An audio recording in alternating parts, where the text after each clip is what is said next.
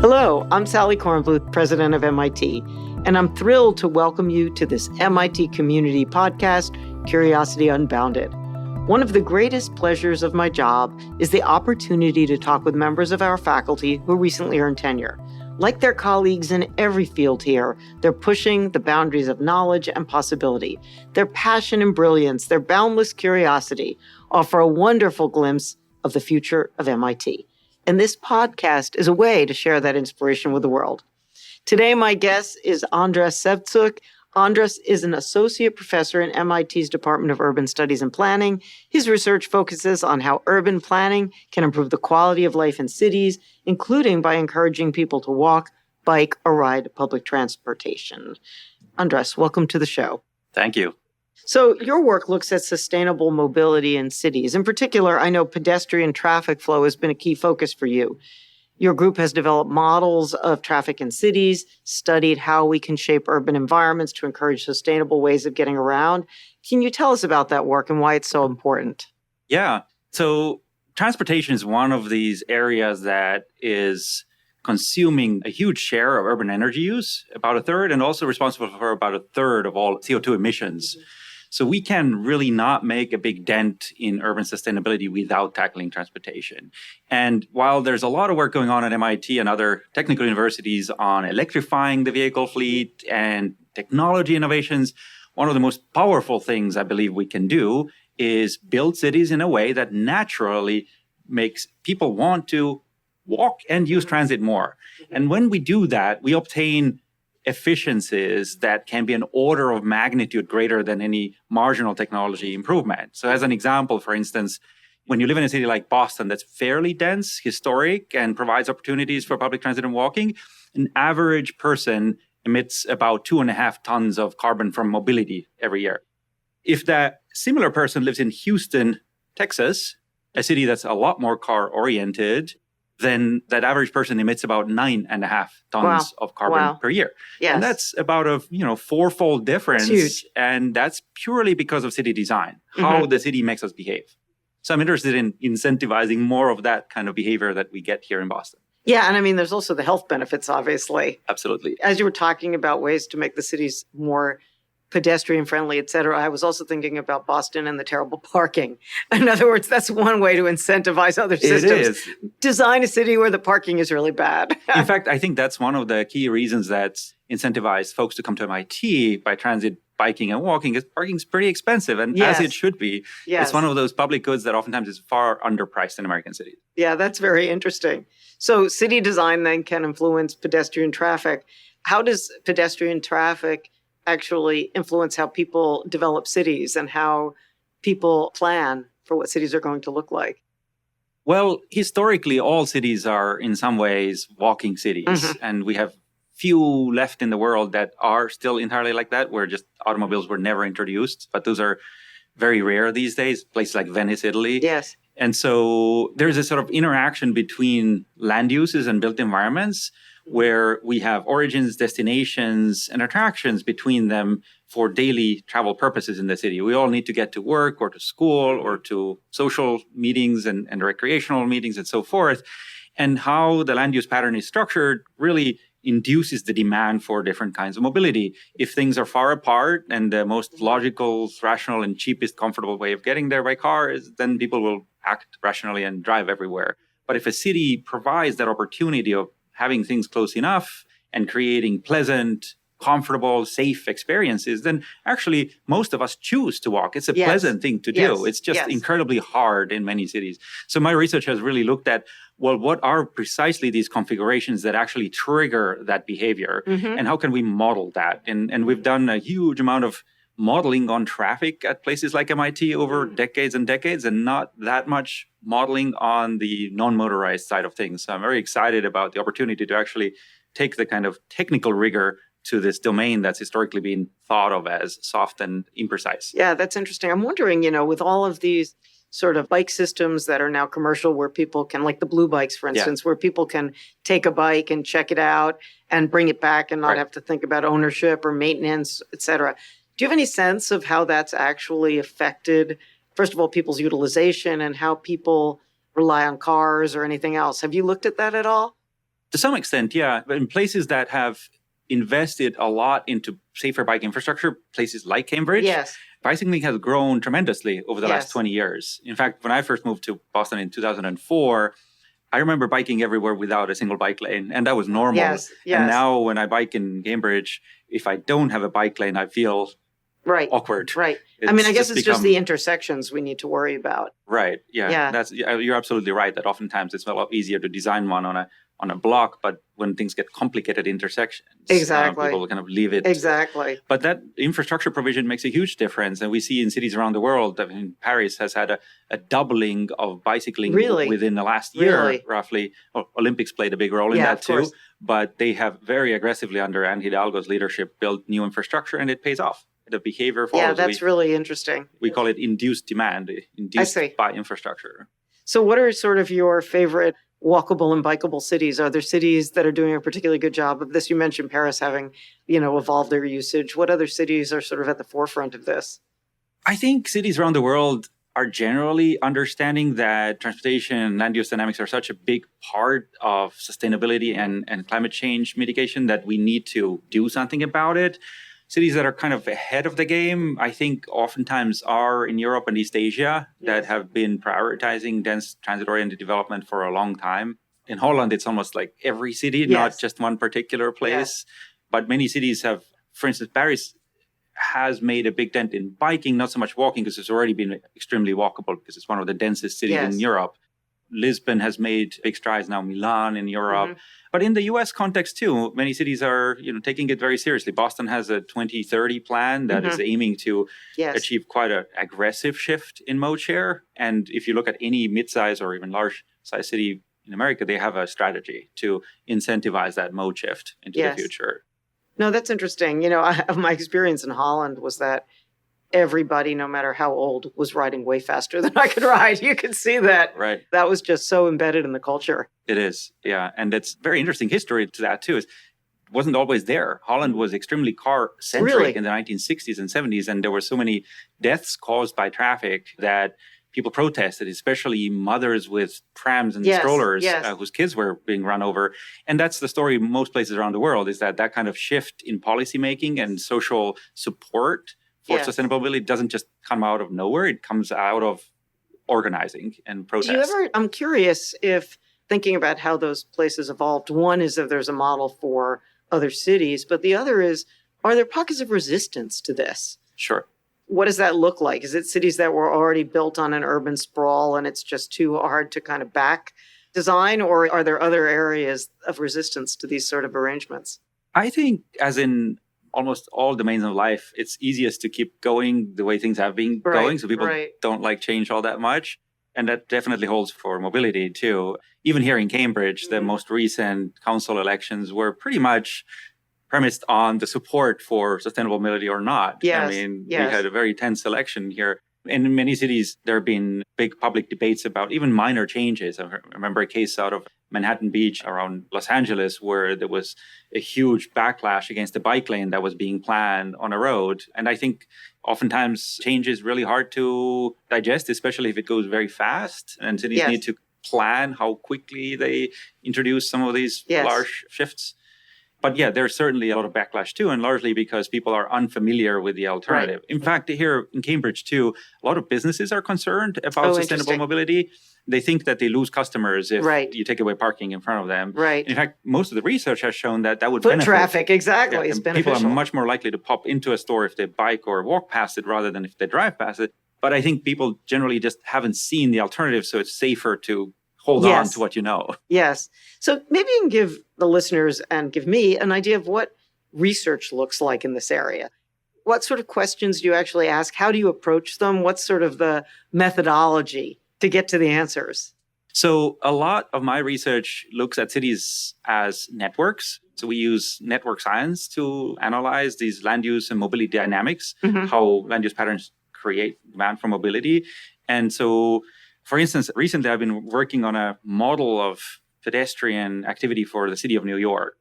And so the research has involved first creating a citywide precise network of pedestrian infrastructure so that we would have a topologically interconnected infrastructure network of all sidewalks, crosswalks, and Oh, I footpaths see. that represents how you can get around. Mhm. And then all the origin destination data on top of that, where are jobs, where are homes, where are Mhm. schools, parks, subway stops, and all Mhm. sorts of destinations that people might want to go to. And then we use network algorithms to estimate how trips flow over the networks from certain origins to certain destinations in a way that actually represents pedestrian behavior. So we I know see. from behavioral studies how far people are willing to walk, what Mhm. routes they prefer, how that may vary between Mhm. men and women or old or young, and then try to bring these findings from the research into the model and accurately simulate how they actually move through the networks. And then we calibrate these models on observed traffic counts to I try to see. get them to precisely reflect what actually is on the Mhm. seen on the streets. Oh, that's interesting. So then using that information for design, then Yes. you will predict new paths that would be more efficient or encourage Yeah. more pedestrian traffic. So there's lots of interesting applications. The beauty of models is precisely that they not only describe what is, Right. but they can forecast Right. if then kinds of changes. And we can, for instance, say if the model is built in such a way that it accounts for street characteristics, and we know actually from Yes. pedestrian behavior research what sorts of routes people prefer to walk if presented with alternatives. So, for Right. instance, how would you walk from here to Harvard? Most likely Mass Ave, but it's a pretty obvious walk. But oftentimes you have hundreds of alternatives you could choose. And we know statistically what Right. kinds of routes people prefer. They prefer Right. wider sidewalks. They prefer business frontages on the sidewalks. They see, I prefer see. Yes. greenery. They prefer to see Yes. other people. And so if all these features are in the model, then we can also model how changing these features will Yes. shift foot traffic in the city. And so if the city of New York wants to revitalize a neighborhood and bring more foot traffic on a commercial street, they contemplate changes like widening sidewalks or taking away Yes. certain traffic features and quieting traffic down. And these sorts of models can help forecast what will happen and what will work and what won't work. In fact, all foot traffic and pedestrian related investments in infrastructure by law require some form of cost benefit analysis. Right. So these sorts Right. of models are great for that. They can Yes. help forecast the benefit and also Interesting. quantify the cost. There's also some natural experiments like during the pandemic when outdoor dining Yes. was put in place and people reacted towards the impact of both foot traffic and merchant utilization and accessibility. Yes, Kind of indeed. Yeah, that interesting. was one of those things that a lot of people said we'd like that to stay beyond Right, COVID. right. It's quite nice to see that Cambridge and Boston actually Yes. can function with outdoor dining. And I think it's kind of adjusted to a certain steady state now Yes. where some have disappeared, but a lot of them have actually stayed. And it's made our streets, I think, more vibrant Yeah. and fun. No, absolutely. So I'm just wondering about the overall impact on carbon emissions then.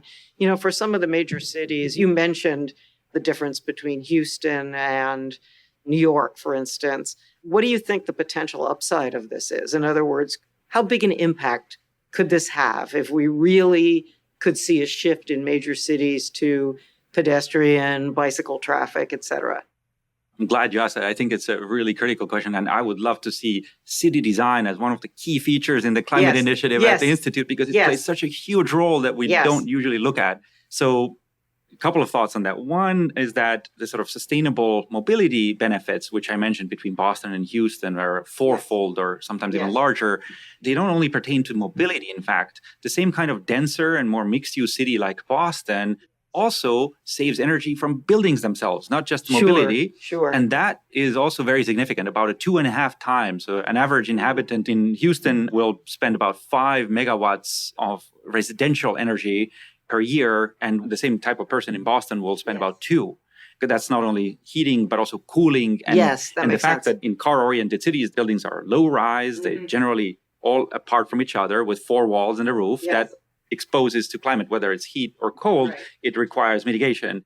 And in cities where we build vertically and more compactly, we have less kind of perimeter to volume ratio in buildings. So we actually have less heat exchange outside. And that actually plays a pretty critical role in cutting down building energy demand as well and building emissions. So combined through transportation and heating, cooling, the Yes. benefits are really very significant. And oftentimes the question is, well, that's great for building new cities. But what do we How do? do you back? Yeah. how do We you- already have our yeah. cities. We have Boston. What are we Yes. going to do about it? Well, the interesting thing is that roughly 30% of all buildings in greater Boston that we see today date from the last 40 years. Oh, wow. And that is just to say, even in cities that don't massively grow, like in the global south, we keep renovating and rebuilding. Yes. And MIT is a prime example. We build a lot. Yes. And so that process of continuous building and where we build and how we build, I think will have very significant impacts on climate change. And so even in built out cities like Boston, if we can funnel our growth closer to public transit, closer to amenities where we can walk to places, this will take time, but in 3-4 decades, we will see the benefits of all of this. And the benefits are not going to be marginal. They're going to be big, several times savings compared to developing in suburbs and so forth. Interesting. And so I think that's potentially a really big area of benefit that we should really investigate more with the climate initiative. That's interesting. You know, mentioning the climate initiative, which we call the Climate Project at MIT, we selected intentionally 6 missions that we really thought could move the needle in significant ways. And one of them really is about building healthy, resilient cities. And that brings up sort of an interesting question in my mind, which is the intersection between policy and technology that we see here. So, for example, we have, a group that's interested in the technology side on cement production that's low carbon or carbon free. And I think there was already a building pour in Massachusetts.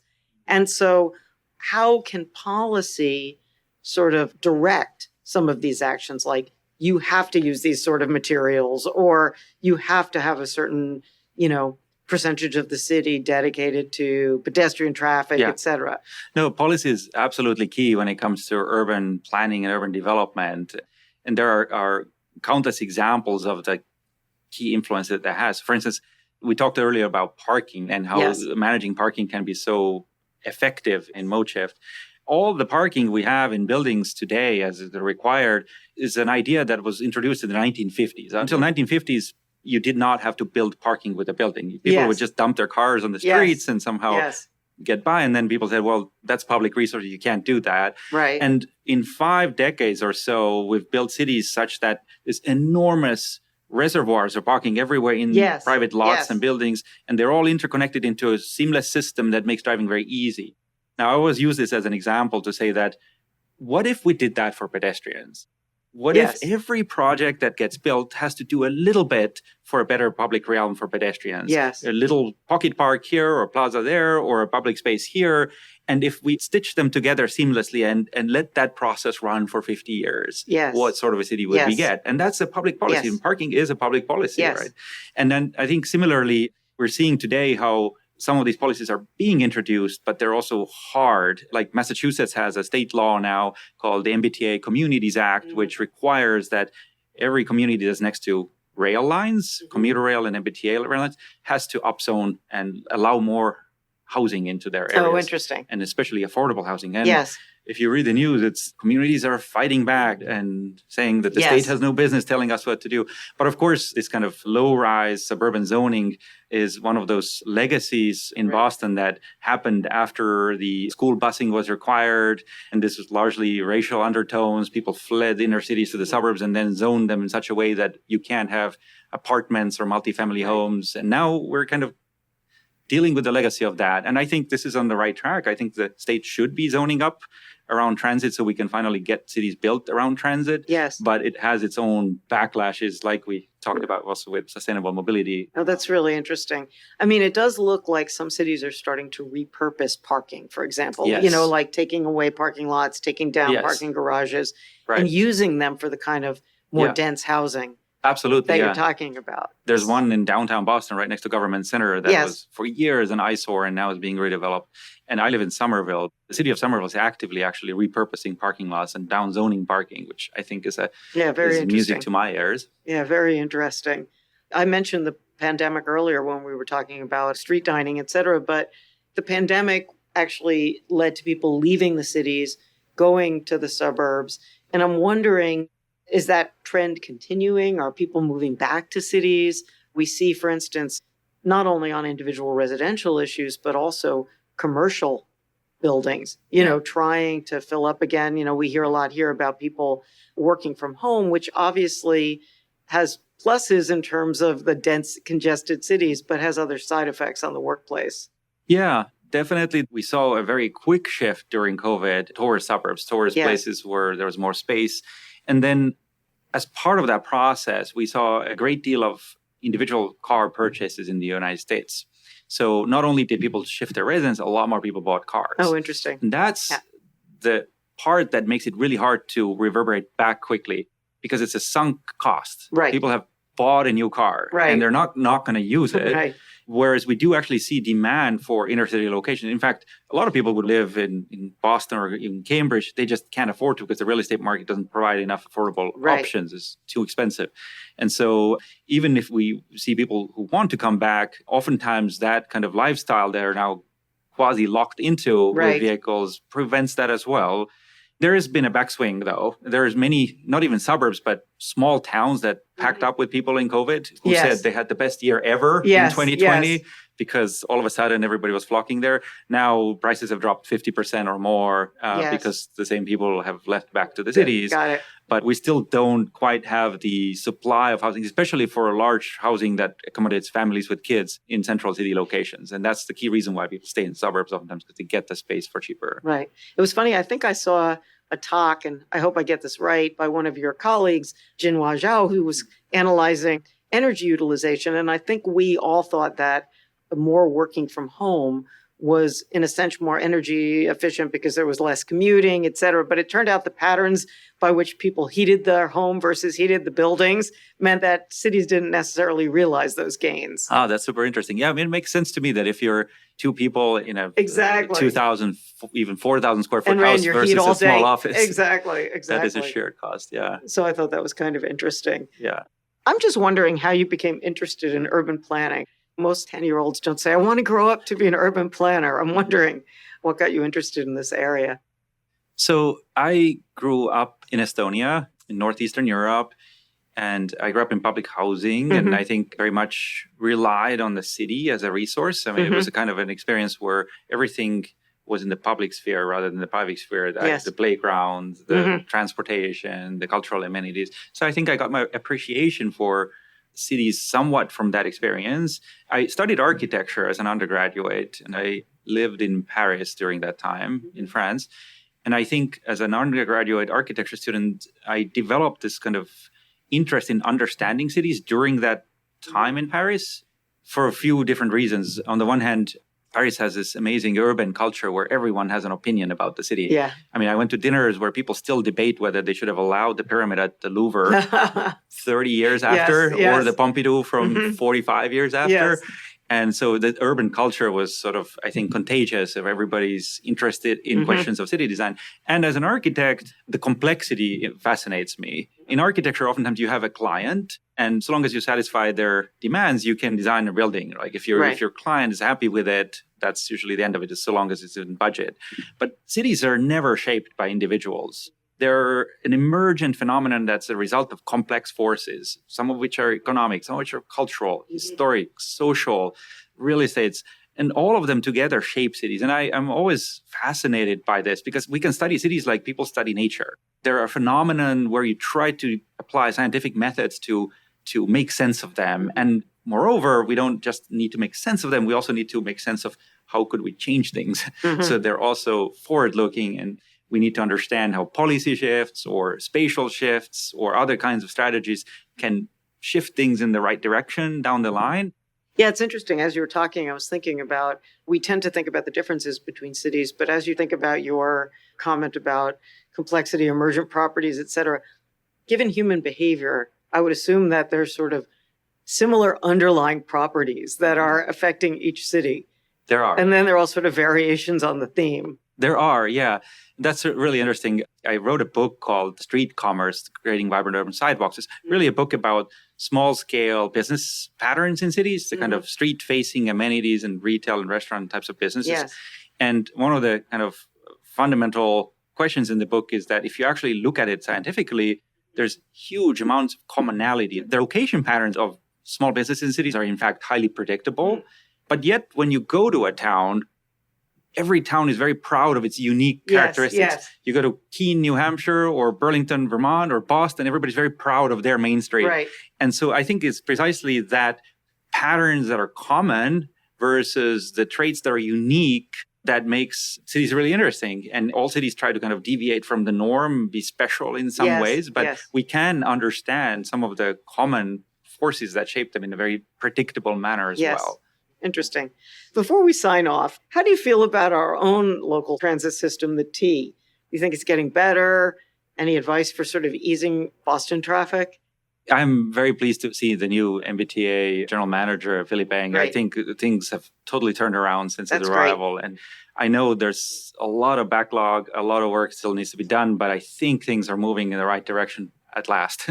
I live very close to the new Green Line extensions. I benefit from that a lot. And it's really nice to see that we are, again, talking about not just maintaining the old legacy infrastructure, but creating new things like the north-south station corridor, potentially new subway extensions that are being discussed again. So I think this is a truly unique feature that Boston has. Historically, the most expensive or difficult thing is to get the right-of-ways. We already have those. We have these train corridors that emanate out of the city centers. We just need to operate the service and find the money to support that. And I very much like to see that things are shifting in that direction. So there's work to be done, but I'm positive about where things are moving towards. You know, it's funny because I moved here from Durham, North Carolina, which really has bad public transportation.